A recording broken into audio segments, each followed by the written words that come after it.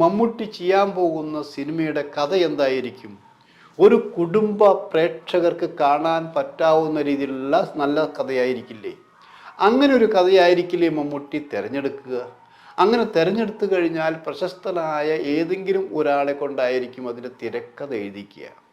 അല്ലാതെ പുതിയ ആൾക്കാരെ വെച്ച് പരീക്ഷിക്കാൻ മമ്മൂട്ടി തുനിയില്ല. കാരണം മമ്മൂട്ടി തന്നെ ഈ സംവിധാന രംഗത്ത് പുതുമുഖമാണ്. അതുമല്ലെങ്കിൽ രചനയും സംവിധാനവും മമ്മൂട്ടി ആയിരിക്കണം. അങ്ങനെ വരുമ്പോഴും അതിന് പുതുമുഖങ്ങളുണ്ടായിരിക്കാം. അങ്ങനെ ഒരു കുടുംബ പ്രേക്ഷകരെ തനിക്ക് കൂടുതൽ കിട്ടാവുന്ന രീതിയിലുള്ള ഒരു സിമ്പിളായിട്ടുള്ളൊരു കഥ, ആർക്കും മനസ്സിലാകാവുന്ന രീതിയിലുള്ള കഥ. അതിൽ അത്യാവശ്യം സെൻറ്റിമെൻറ്റ്സ് ഉണ്ടായിരിക്കാം, ആക്ഷൻ ഉണ്ടായിരിക്കാം. അപ്പോൾ ചോദിക്കും, തുടരും പോലെയാണോ എന്ന് ചോദിക്കാം. തുടരും പോലെയല്ല. മമ്മൂട്ടിയുടെ സങ്കല്പം കൊണ്ട് മമ്മൂട്ടിക്ക് ഓരോ സിനിമയ്ക്കും തൻ്റെ ഫ്രെയിം എങ്ങനെ ആയിരിക്കണമെന്നുണ്ട്. അങ്ങനെയൊക്കെ അരച്ച് കലക്കി വരച്ച് കുരിച്ച് വെച്ചിരിക്കുന്ന ഒരാളാണ് മമ്മൂട്ടി.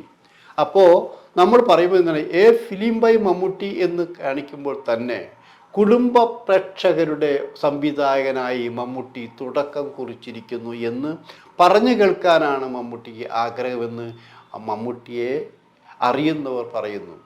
അത് കേട്ട് മമ്മൂട്ടി ഊറിച്ചിരിക്കുന്നുണ്ടെങ്കിൽ അതാണ് സത്യം.